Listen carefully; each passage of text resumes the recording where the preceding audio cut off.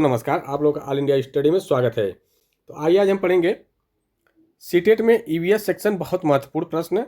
यहाँ से आपको कम से कम 10 से 15 नंबर पेपर में फंस जाएंगे। पेपर का समय अब ज़्यादा दिन नहीं रह गया है, बस आज 4 से 5 दिन और बस रह गया है। तो आप लोग मेहनत से पढ़िए। तो आइए हम प्रश्न नंबर 1 पर आते हैं।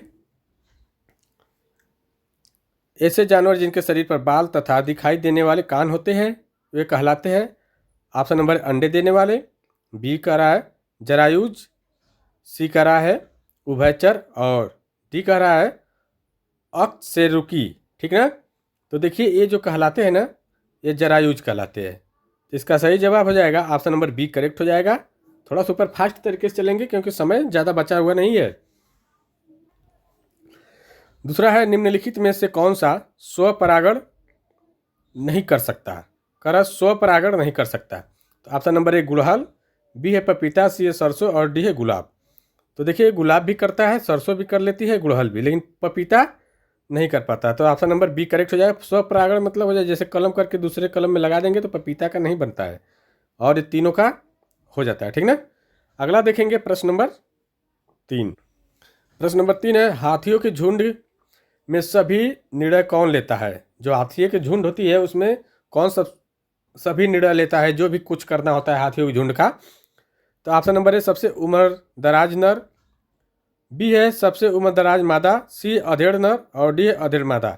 तो देखिए वहाँ हथिनी लेती है ना, जो सबसे ज़्यादा उम्र की होती है हथिनी वही निर्णय लेती है क्या करना है। तो ऑप्शन नंबर इसका बी करेक्ट हो जाएगा, सबसे उम्र दराज मादा।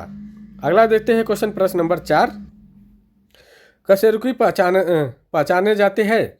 कराए कशेरुकी पहचाने जाते हैं। ऑप्शन नंबर ए उनके हृदय में प्रकोष्ठों की मौजूदगी से, बी है उनके शरीर पर शुल्क की मौजूदगी से और सी है कई अंगों की मौजूदगी से और डी है रीढ़ की मौजूदगी से। तो देखिए जो कशेरुकी होते हैं वह रीढ़ की मौजूदगी से पहचाने जाते हैं। रीढ़ क्या होता है उसमें मौजूद होता है। ठीक ना। तो ऑप्शन नंबर डी करेक्ट हो जाएगा। जैसे ये क्या होता है सांप होते हैं, इसमें क्या होता है कांटा होता है, ये रीढ़ वाला हड्डी होती है ना, ये इसको रीढ़ कांटा होता है, सांप में तो कांटा होता है। ये रीढ़, जिसके पास रीढ़ होता है वह कशेरुकी होता है। ठीक ना। अगला देखेंगे प्रश्न नंबर 5 है दिल्ली में बरसात के मौसम में बच्चों को बाहर जाने से रोकने का निम्नलिखित में कौन सा सबसे उपयुक्त तरीका है। तो ऑप्शन नंबर 1 है उन्हें बताना कि उन्हें चोट लग जाएगी। बरसात में चोट वाली बात तो है नहीं। दूसरा कह रहा है उन्हें जल जनित रोगों के बारे में सिखाना। ठीक है। सी कह रहा है उन्हें चेतावनी देना कि वे पानी में डूब जाएंगे।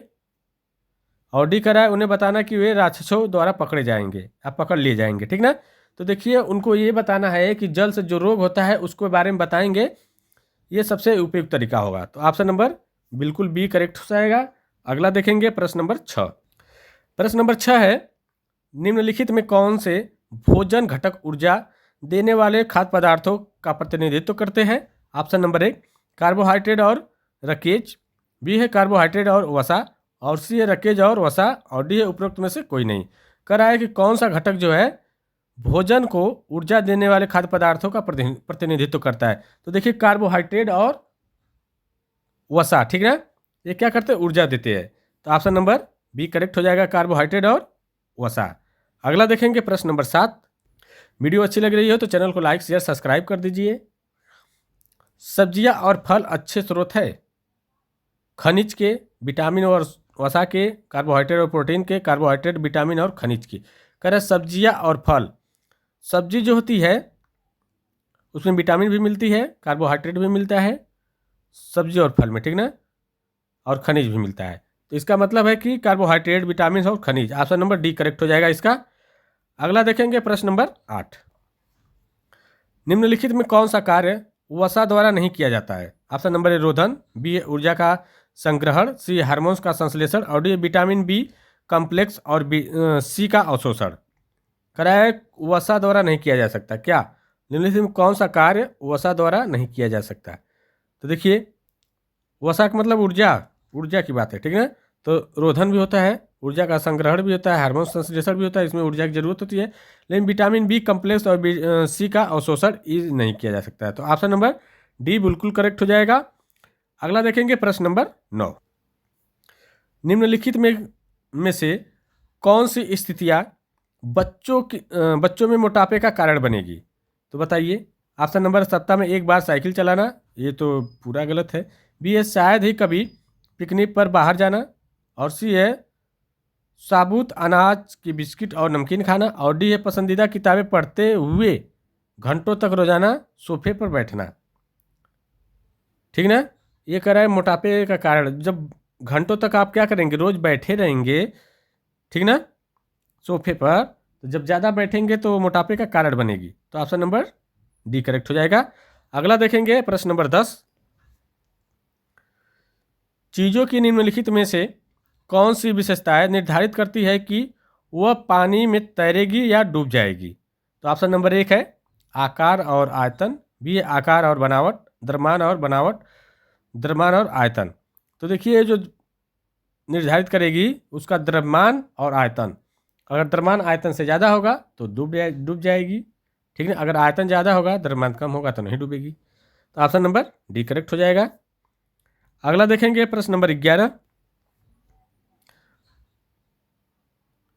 चंगपा लोगों के संबंध में निम्नलिखित में से कौन सा कथन गलत है? ऑप्शन नंबर 1 है वे तंबुओं में रहते हैं, बी है चंगपाओं का एकमात्र कोष उनकी बकरियों है, और सी करा वे पत्थर से बने आश्रय में अपनी बकरियां रखते हैं, और डी करा है वे मध्यम तापमान वाली कम ऊंचाई पर अपनी बकरियां चराते हैं।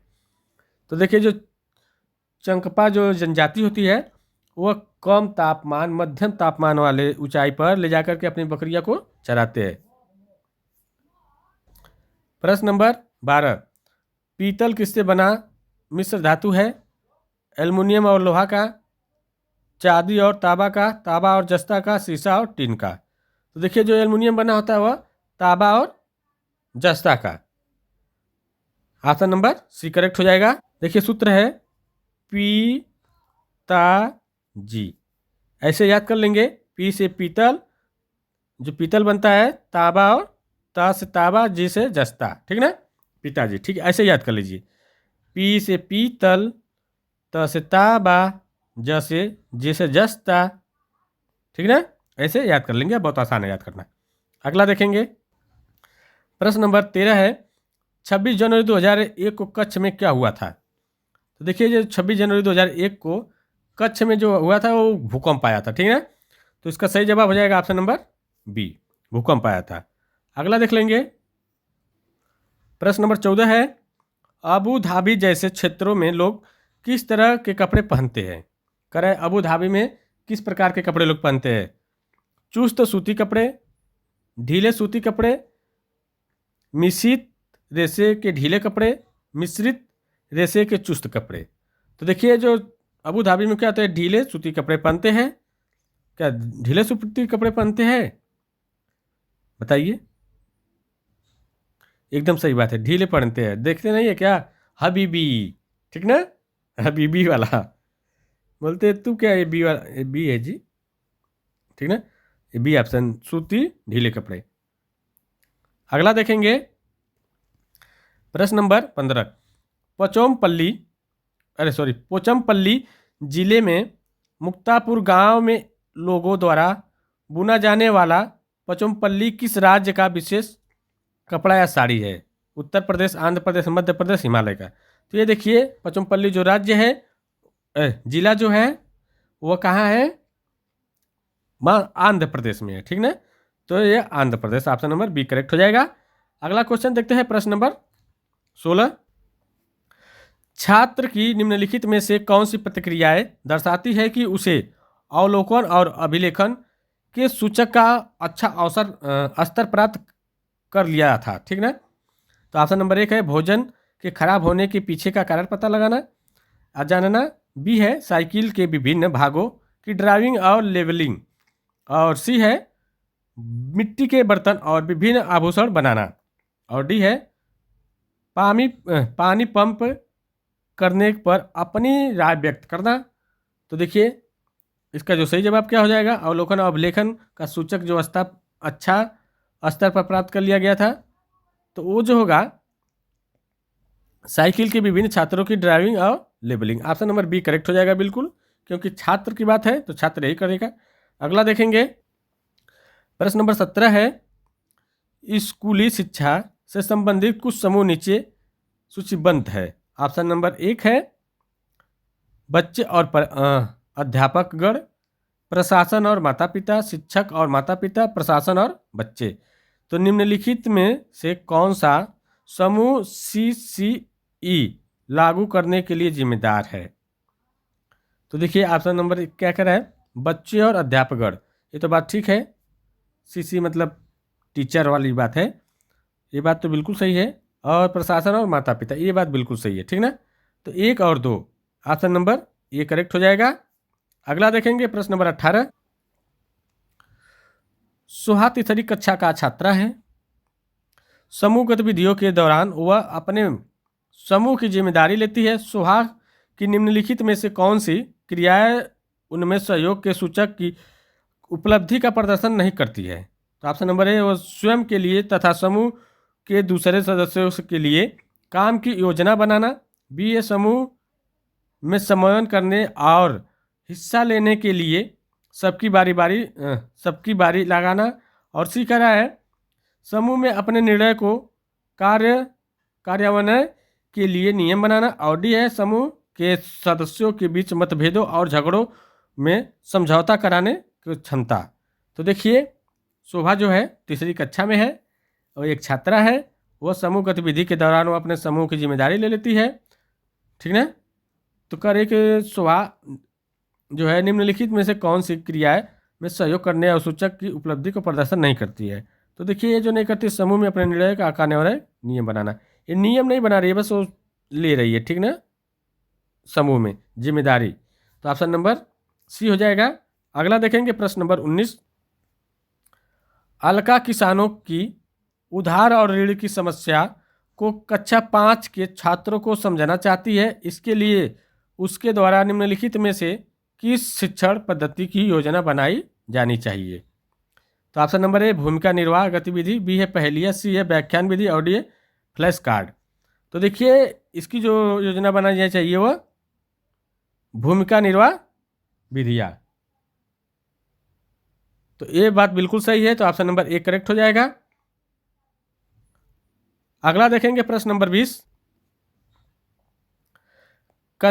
एक कक्षा में शिक्षक ने छात्रों को 5-5 समूह बनाने के लिए कहा और प्रत्येक समूह को निम्नलिखित चीज़ें लाने के लिए कहा। नींबू, स्टील की प्लेट, किस बोतल का प्लास्टिक का एल्युमिनियम ढक्कन और एक बोतल, पन्नी, 3 आकारों में खुली और फैली, गेंद तथा कम के आकार में, बर्फ का टुकड़ा, लोहे के कीले और पानी से भरा मध्यम आकार कंटेनर। क्वेश्चन छोटा करना पड़ेगा और छोटा करना पड़ेगा, देखिए बड़ा है इसलिए छोटा करना पड़ा, ठीक ना। अगले दिन शिक्षक, तो देखिए अगले दिन शिक्षक ने प्रत्येक समूह को पानी भरे कंटेनर में एक एक करके चीज़ें डालने और परिणाम का अवलोकन करने के लिए कहा। इस गतिविधि के पीछे शिक्षक का प्राथमिक उद्देश्य क्या होना चाहिए? तो ऑप्शन नंबर 1 है छात्रों को जल्दी से बहुत सारी सामग्री याद कराने की बात नहीं, जल्दी वाली बात तो एकदम बिल्कुल गलत है, ठीक ना। छात्रों को वर्गीकरण या वर्गीकरण शक्ति में वृद्धि, नहीं, वर्गीकरण की बात नहीं है। नीरस दिनचर्या में मनोरंजन भरना, ऐसी बात नहीं है। कार्य अनुभव लाना, एक कार्य अनुभव लाना, अनुभव की बात करेगा, ठीक ना। तो ऑप्शन नंबर डी बिल्कुल करेक्ट हो जाएगा। आइए अब अगला देखते हैं, प्रश्न नंबर 21। प्रश्न नंबर 21 है, प्रतिभाशाली छात्र निम्नलिखित में से किसमें सबसे अच्छे होते हैं? जिज्ञासा में, रचनात्मकता में, अभिव्यक्ति में, इनमें से सभी। देखिए वो जिज्ञासा भी उनको रखती है और रचनात्मकता भी होती है उसमें और अभिव्यक्ति भी होती है। तो ऑप्शन नंबर डी बिल्कुल करेक्ट हो जाएगा, सभी में, ठीक ना। प्रश्न नंबर 22 देखेंगे, समावेशी शिक्षा प्रणाली के अनुसार ऑप्शन नंबर 1 है विशेष जरूरतों वाले बच्चों की शिक्षा विशेष स्कूलों में विशेष शिक्षकों द्वारा प्रदान की जानी चाहिए।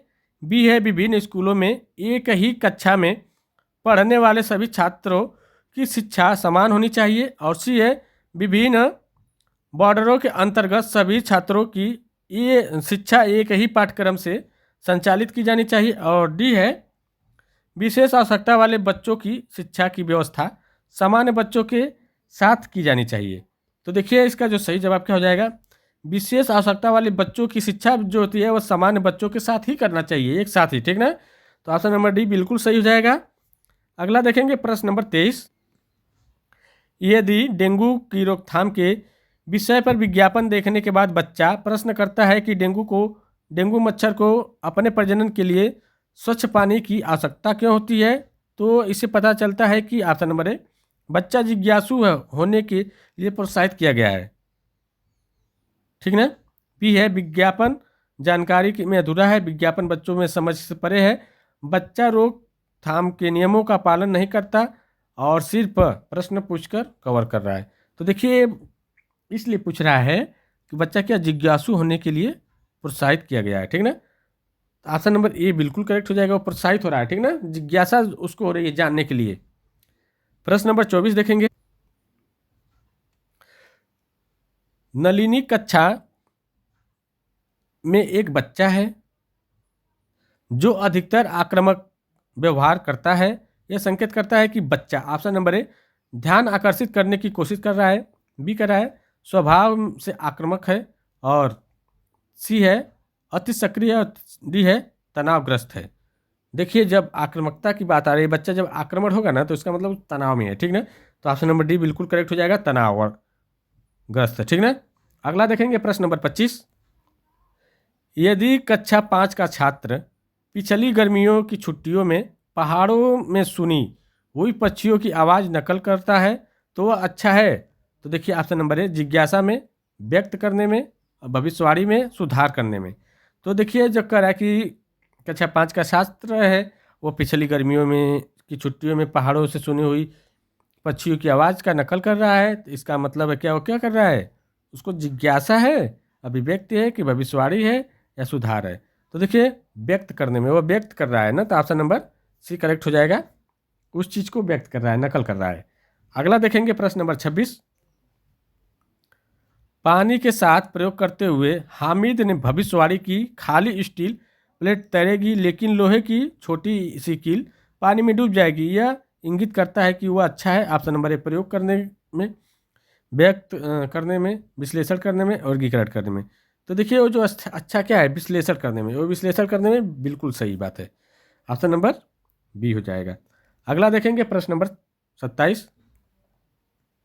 निम्नलिखित में से कौन सा 5E का घटक नहीं है, 5E का घटक नहीं है।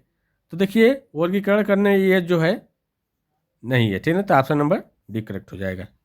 अगला देखेंगे प्रश्न नंबर 28 है, प्रश्न पत्र तैयार करने का पहला कदम क्या है। तो देखिए जो प्रश्न पत्र तैयार किया जाए, डिजाइन तैयार करना, प्रश्न लिखना, खाका तैयार करना, अंक योजना लिखना। तो देखिए प्रश्न पत्र तैयार करने के लिए पहला कदम जो होता है उसकी डिजाइन तैयार की जाती है, ठीक ना। डिजाइन किस प्रकार की होगी, क्या क्या क्वेश्चन होंगे। अगला देखेंगे प्रश्न नंबर 29। निम्नलिखित में से कौन सा EVS की पाठ्य पुस्तकों का घटक नहीं है।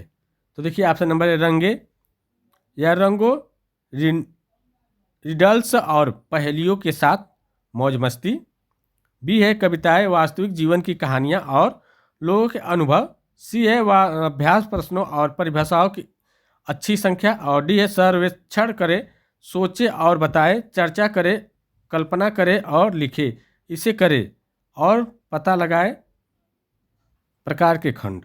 तो देखिए इसका जो सही आंसर क्या हो जाएगा, अभ्यास प्रश्नों को परिभाषित को अच्छी संख्या दे, ठीक ना। यह घटक पूछा है नहीं है, तो जो संख्या वाली बात होती है वो नकारात्मक होती है, परिभाषा भी नकारात्मक होती है, तो इसलिए ऑप्शन नंबर सी करेक्ट हो जाएगा, सीधा सीधा। अगला देखते हैं प्रश्न नंबर 30, लास्ट और अंतिम क्वेश्चन होगा। वीडियो अच्छी लगी हो तो चैनल को लाइक शेयर सब्सक्राइब जरूर कर दीजिए। अब समय ज़्यादा बचा नहीं है, आप लोगों को बेहतर से बेहतर क्वेश्चन दे दें ताकि यही क्वेश्चन से यहाँ से आपको 30 का 30 नंबर कर ले जाए, ठीक ना।